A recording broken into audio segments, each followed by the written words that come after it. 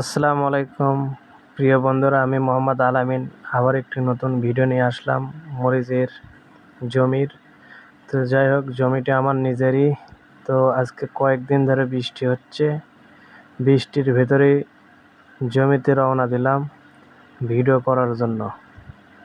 তো দেখতে পাচ্ছেন সুন্দর একটি গাছ, এই গাছের নাম হচ্ছে বিজলি প্লাস। তো এই জমিতে 14 শতক জমিতে বিজলি প্লাসই চারা রোপণ করেছিলাম। তো দেখেন এরকমভাবে ফুল আসতেছে, আরও ফুল আসবে বলে আশা করতেছি। তো কিছু কিছু মরিচ দেখেন গোড়ার দিকে দেখা যাচ্ছে যে এই মরিচগুলি তোলার উপযুক্ত হয়েছে, কাল তুলবো ইনশাল্লাহ। দেখেন বিজলি প্লাস মরিচটা আসলে দেখতে অনেক সুন্দর, আর প্রচুর পরিমাণে বৃষ্টির কারণে আজকে আমরা গাছে স্প্রে দিয়ে নিচ্ছি। তো চাচাকে বললাম, চাচা এনে স্প্রে দিয়ে দাও। তো চাচা বলতেছে, বাড়ি আমার তো মেলা কাম, তে কি করি। তে করছেন যখন কি কর্ম নেন এনা দিই। তো চাচাক মেলা কথাবার্তা করার পরে এনা দিয়ে লিচ্ছি। তো চাচা করছে একবার ব্যায়ামাকটি গুলে দেন, ভিটামিন মিটামিন যা আছে সব।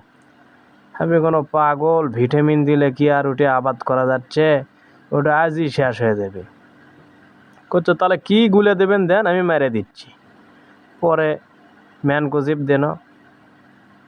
এই দেখেন মরিচ কাক কয়, এরকম মরিচ হচ্ছে বিজলি প্লাস, যা আকার প্রথমের অংশেও যতটুকু থাকে শেষের দিকেও এতটুকুই থাকে। তো এই মরিচগুলি দুইটা মরিচ তোলা যাবে, একটা বড় হবে। তো 2 দিন পর তুলে 3টাই তোলা যাবে। আর দেখেন গাছে প্রচুর পরিমাণে আগায় ফুলের মতন নকশা চলে যাচ্ছে। আর মাটি কিন্তু ভিজে, এই ভিজা মাটিতে আপনারা ড্রেন দিয়ে সার ফেলে দিলে দিতে পারেন, কিন্তু না দেওয়াই ভালো। আবহাওয়া আরও এরকম থাকবে। এগুলি গাছ কুকরি ছিল, এইগুলি গাছ মোটামুটি ঠিক হয়েছে, কিন্তু পাতাগুলি হলুদ বর্ণ হয়েছে। দেখেন গাছ ছোট হলে কি হবে, কুকরি গাছেও মরিচের বৃষ্টির মতন ধরছে। এই একটা গাছে দেখেন কয়টা মরিচ, খেয়াল করছেন? ভালোভাবে খেয়াল করে দেখেন, চতুর্পাশে মরিচ রয়েছে।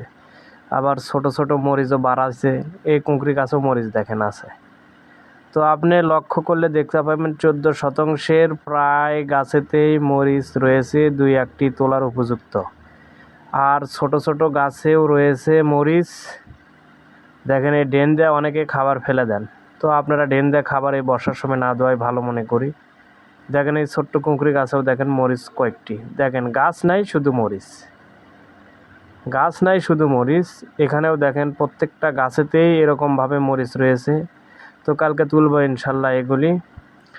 তো বিষয় হচ্ছে, প্রথম হারভেস্ট কিছু কিছু গাছ থেকে করা হয়েছিল বাড়িতে খাওয়ার জন্য, 2-4টা। আবার অনেকে আছে যারা নিড়ানি দেয়, তারাও 2-4 জন পকেট ভরায়।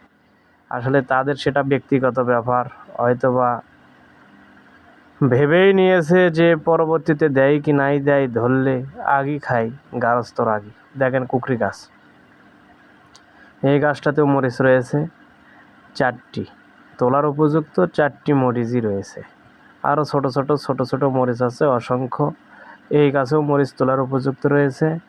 তো ইনশাল্লাহ মরিচ তুলব। তো দেখেন প্রত্যেকটা গাছেই 2-1টি করে মরিচ রয়েছে। আর আপনারা জানেন কি না, সবচাইতে যে অল্প বয়সে মাথা ফাটে যে গাছের, সেটা হচ্ছে বিজলি প্লাস, 20 প্লাস এগুলি গাছে। আর জমিতে দেখেন এই এই তো জমি দেখতেছেন, এই জমিতে এরকমভাবে মধ্যে ড্রেন না খোঁচাই ভালো। এগুলি গাছ পড়ে গিয়েছে, খুঁটে দিতে পারি নাই কাজের অভাবে, সময়ের অভাবে। তো দেখেন এই একটা গাছে প্রচুর পরিমাণে মরিচ রয়েছে, শুধু এই একটি গাছ না, ধার ধরে আরও যেগুলি গাছ রয়েছে সেই গাছগুলিতেও প্রচুর পরিমাণে মরিচ রয়েছে। দেখেন প্রায় গাছে, এই গাছ ওই গাছ দিয়ে কথা না, আপনার যে কোনো গাছের দিকে তাকান না কেন, প্রায় গাছেতেই মরিচ রয়েছে। তো আর ধার দিয়ে নেট দিয়েছি যাদের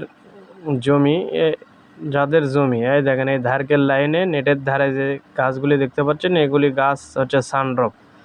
যদি জমির চতুর্পাশে সানড্রপের চারা রোপণ করা হয়েছে, কেননা সানড্রপের গাছ অনেক লম্বা হয় এবং বেড়া হিসেবে তা থাকে।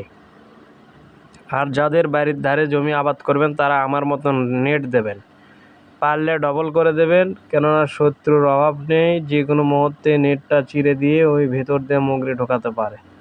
তো পুরো জমির অবস্থা এই, 14 শতাংশ জমিতে গাছ পোঁতা হয়েছে 1900, তারই ভেতর 60-62র মতন কুঁকড়ি ছিল, এখন মোটামুটি 25টার মতন কুঁকড়ি দেখা যাচ্ছে, বাকিগুলো ভালো হয়েছে।